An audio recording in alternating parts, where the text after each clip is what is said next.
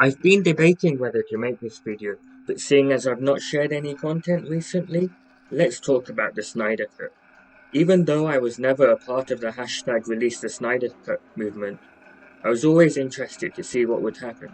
And as the release date came ever closer, I grew more excited for this huge event. I limited my expectations, and the movie was better than I ever thought it would be. 4 hours can seem daunting, but I loved every minute of it. Here's why. 1.33 to 1 looks better than you might think. Everything we see is intended for us, and nothing is left out, allowing for better looking shots, especially the group shots. The soundtrack is epic, leagues better than Elfman's. Goosebumps. Literal goosebumps. And not just on the first listen. That's hard to do, and I think this cements its place as my favourite movie soundtrack of all time. Among some of the greatest tracks are At the Speed of Force, Superman Rising, the Foundation theme, and Wonder Woman's new theme of Raw Power. Where Elfman's score is strongly derivative of his work on Batman 89 and Blake Neely's Flash theme, Junkie XL proves that it is possible to make an impressive soundtrack with hints of these themes sprinkled in. I felt cheated with the theatrical cut, and cut is the best way to define that, with the removal of so many fantastic scenes either being cut entirely or replaced with rubbish. Steppenwolf is an actual villain now. The Snyder Cut makes him much more intimidating. Every combat scene against him is improved, with the heroes all holding their own against him, as opposed to the theatrical release. Steppenwolf has to work for the mother boxes, and doesn't just get them all really quickly and easily. The Themyscira fight was epic, and I mean that in the sense of films like 300. It felt like a real battle with high stakes, as it should have. Also, I will bathe in your fear.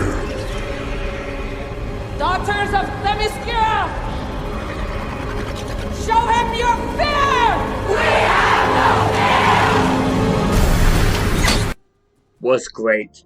I was also glad to see the removal of Parademon's smelling fear, instead focusing on the scent of the mother box and having an explanation for their origins. This, along with the dynamic between Steppenwolf and Darkseid, made Darkseid feel like a huge threat with an imposing presence. No protectors here. No lanterns. No Kryptonian. This world will fall, like all the others. This makes us feel vulnerable, while signifying the strength of Darkseid's forces. I also really enjoyed the Age of Heroes fight against Buxas. The Snyder Cut also has actual character arcs. Steppenwolf isn't a cut and dry evil villain, and in some respects, the audience can sympathize with him, which is the mark of a great villain. He has his own arc as a villain. The Justice League also have their own arc as a group of heroes having to learn how to work together. As they fight together more often, they build knowledge of each other's skill sets and progressively use that to their advantage more effectively in every combat scene. Batman's arc is an interesting one. Alfred, for once, I'm operating strictly on faith, not on reason. But if you start playing with this little box of tricks, I mean, it could be the end of everything. How do you know your team's strong enough?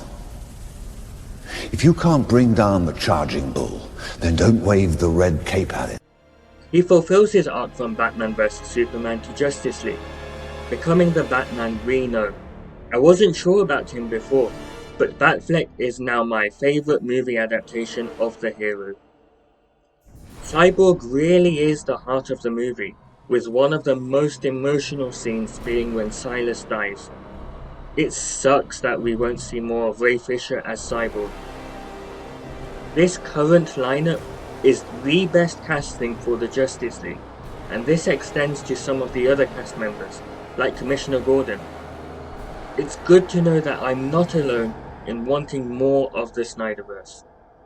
Every big thing that happened was an expansion on what the viewers have already seen and understand.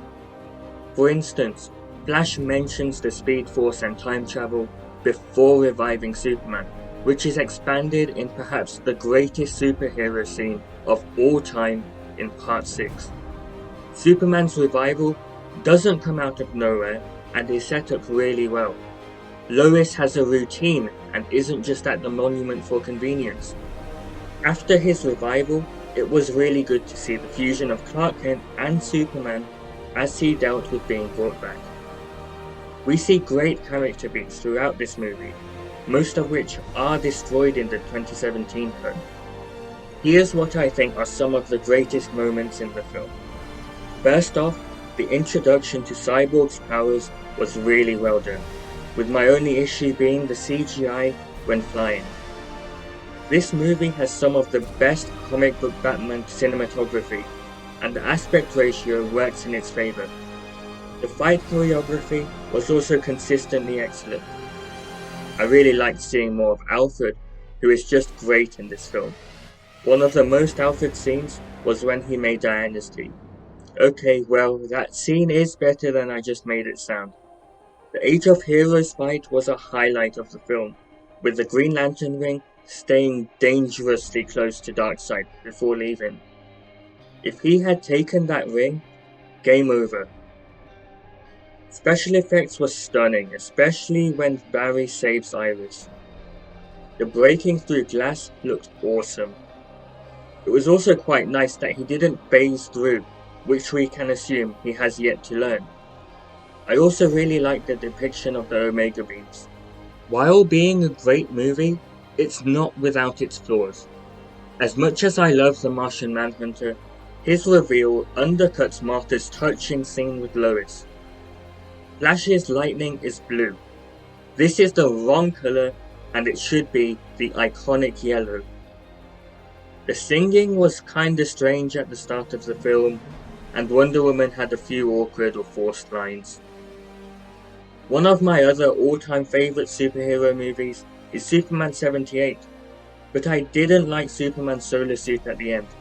I felt that he doesn't need that suit anymore, and would have preferred the classic red and blue. The Snyder Cut also pulled back the curtain on a lot of important characters, who I'd love to see more from, along with setting up a bunch of movies, with one for each member of the Justice League, as well as movies for the Nightmare Sequence, the Atom, Martian Manhunter, and the Green Lantern Corps. It also sets up the multiverse, at least for the movies, and considering how the huge Crisis on Infinite Earths crossover was in 2019, there would have been so much potential for greatness down the line. This would have involved keeping the Flash meets Flash crossover and simply switching the current DCEU with the Snyderverse. All things considered, Zack Snyder's Justice League is what you get when you have a creative director with a strong vision and a good relationship with cast members, without being restricted by money-hungry executives to shorten a movie. The Snyder Cut has earned its way into my top 3 superhero movies, maybe even being my favourite, and if not, it's certainly my favourite movie of the year. Justice has been served.